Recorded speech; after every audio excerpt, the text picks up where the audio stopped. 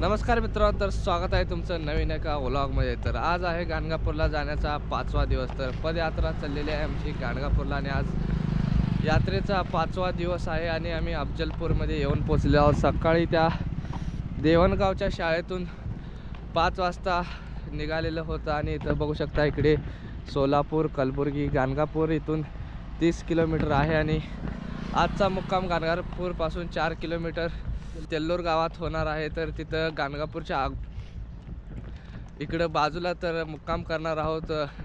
पुढे जायला अंधार होतं त्यामुळे तर इथं बघू शकता हे मोठं अफजलपूर शहर आहे आणि इथं सर्व आपली पदयात्री चाललेले आहे। तर बघूया आजचा दिवस कसा जातो, नजारा सिनेमॅटिक्स। तर सूर्योदय पण होतं इकडं बघू शकता। हा कॉलेज का शाळा आहे। तर चला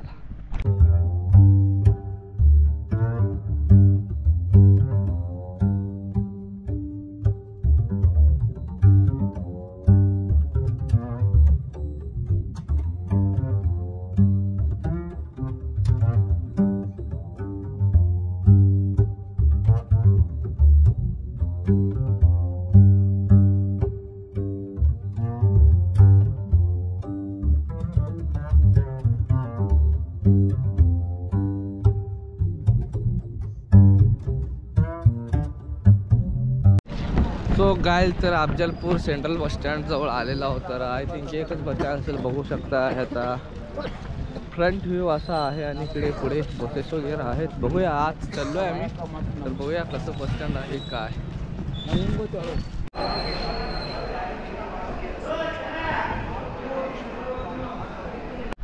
सो गाइस, तर ती गाड्या गेल्या त्या मेन हायवे सोडून आम्ही आत वळालेलो आहे कल्लोर रोडला। इकडे बघू शकता कारखाना वगैरे आहे पुढे। तर अफजलपूर शहर बघू शकता, तिकडे ऊन पण पडते। तर चाललोय मी आणि माझा भाऊ, दोघेच आहोत। अजून पुढे जाऊन आंघोळ वगैरे करायचं आहे। तर बघू शकता ते जत आणि अकोल्याचे माणसं चाललेले आहे तर पुढे।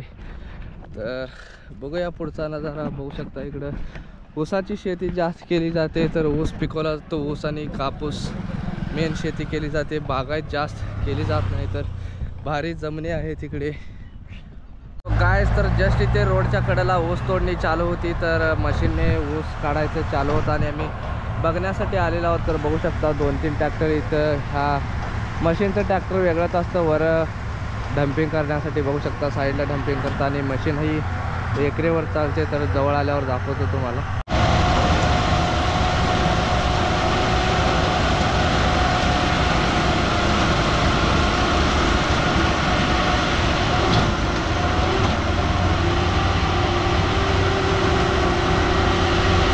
सो गाइस, तर आपण येऊन पोचलेलो आहोत अफजलपूर जवळील कापूस कारखान्यात। तर बघू शकता इथं प्रोसेसिंग होते। तर कापसावर काय प्रोसेसिंग होते माहीत नाही, तर कापूस बंडलमध्ये तयार केला जातो असं मला वाटते। बघू शकता तिथं बाहेर बंडल ठेवलेले आहे, तर आत आपल्याला एंट्री मिळेल का नाही माहीत नाही, पण इथं बघू शकता भरपूर असा कापूस आलेला आहे लाखो टनेजमध्ये। तर बघूया आत।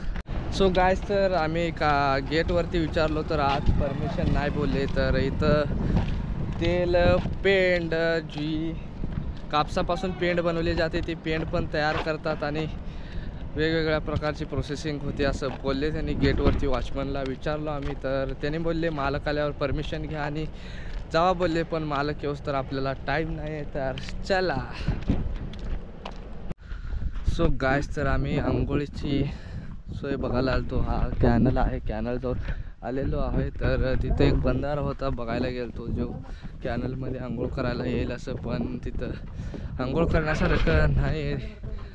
त्या तिकडे एक घर आहे, तिकडे बघू शकता कॅनलच्या पलीकडं, आणि आम्ही थोडंसं पुढं आलेलो आहोत। तर तिथे आंघोळ करायला दरवर्षी पाणी भेटतं, तर आता तिथेच करावं लागेल। लवकर येऊन काय फायदा नाही, तर अजून 2-3 तास लागतील मागचे यायला। तर बघूया काय नियोजन होतं। बघू शकता हा नारळाची झाडं वगैरे किती मस्त लागलेले आहेत दोन्ही साईडला, तिकडे इकडं, आणि मध्ये कॅनल आहे। तर चला।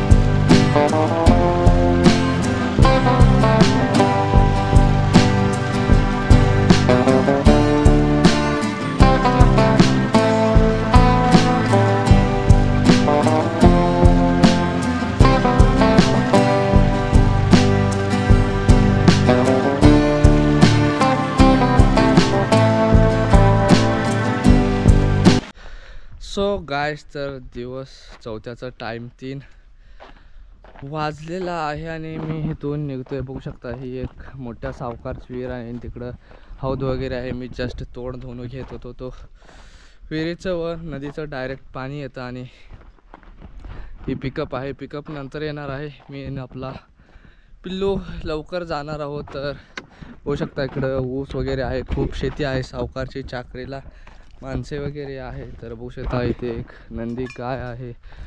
तर चला निघूया आणि पोचूया मुक्कामच्या स्टॉपवरती. तर चला.